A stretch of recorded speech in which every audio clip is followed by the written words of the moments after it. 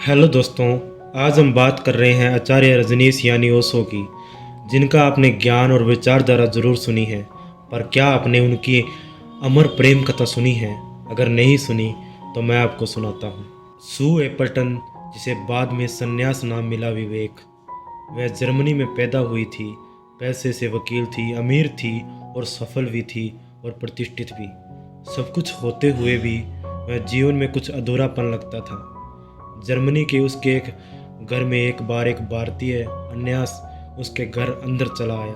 नाम था रवि। तो सू ने पूछा, कहिए कैसे आना हुआ? तो उसने बोला, बस मन किया तो अंदर चला आया। उसने गले में एक माला पहन रखी थी। उसके लॉकेट में ओशो की एक सुंदर तस्वीर थी, जो संन्यास के समय ओशो अपने सन्यासियों को देते हैं। जैसे ही सू ने उस तस्वीर को देखा और देखती रह गई। उसे लगा कि उसके अंदर का सूनापन भर गया हो। तो सू ने पूछा, यह तस्वीर किसकी है? रवि ने बताया, ये रजनीश है, उसके गुरु। तो सू ने पूछा, ये कहाँ मिलेंगे? रवि ने बताया, पुणे इंडिया में। सू को मंजिल का पता मिल गया और अगले ही दिन सू भारत जा रही थी। तो परिवार के लोगों ने पूछा, कहाँ जा रही हो और क्यों जा रही हो और कब आओगी? तो सू बोली, कुछ पता नहीं, गुमसुम पैकिंग करती रही। और सू पुणे पहुंचती है। सू ने ओशो को बहुत दूर से देखा और प्रवचन कर रहे थे। सू को हिंदी समझ नहीं आती थी, पर उनकी मनमोहक आवाज़ सू जन्मों जन्मों से जानी पहचानी लग रही थी।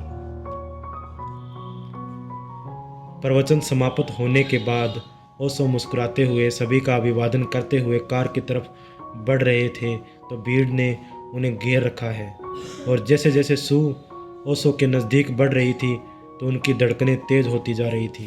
सू जैसे जैसे अलग ही दुनिया में पहुंच गई थी। ये दिव्यता, ये एहसास क्या है? उन्हें लग रहा था कि वह बेहोश ना हो जाए। उफ, ये रोशनी!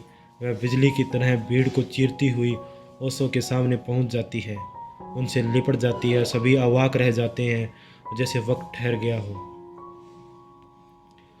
ओशो सू से कहते हैं, कब से बुला रहा हूँ, अब आई हो, इतनी देर कर दी। किसी को कुछ भी समझ नहीं आता है। सू उन कालजी आंखों में डूब गई और वक्त जैसे 23 साल पीछे चला जाता है। बात उन दिनों की है जब ओशो घर के लोग प्यार से राजा नाम से पुकारते थे और सू गाड्रवार शहर में ओशो के घर पास रहने वाली शशि, जिसे वह प्यार से गुड़िया कहते थे, वह राजा को बहुत प्यार करती थी। राजा 12 साल के और गुड़िया 8 साल की। राजा जब खेल कर थक जाते हैं तो गुड़िया अपने घर से लाई खीर खिलाती है। लेकिन होनी को न जाने क्या मंजूर था कि गुड़िया जब 9 साल की थी तो एक दिन उसे तेज़ बुखार आया और उसे टाइफाइड हुआ। गुड़िया की तबीयत बिगड़ती ही जा रही थी। जब गुड़िया को लगा अब वह नहीं बचेगी तो उसने ओशो से वचन लिए, एक किसी और से शादी नहीं करोगे और अगले जन्म में मैं जहाँ कहीं भी होंगी मुझे अपने पास बुलाओगे। तो सू को एक पल सब याद आ गया और वह बिगे नेत्रों से राजा को देखती रही और ओशो मुस्कुराते हुए वहाँ से विदा लेकर कार में बैठ जाते और कार चल पड़ती है। कुछ दिनों बाद सू का संन्यास होता है।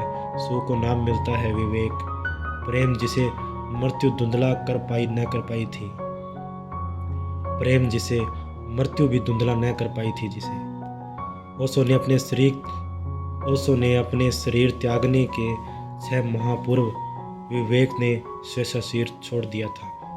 ये थी आचार्य रजनीश यानी ओशो की प्रेम कथा। शेयर कीजिए, लाइक कीजिए।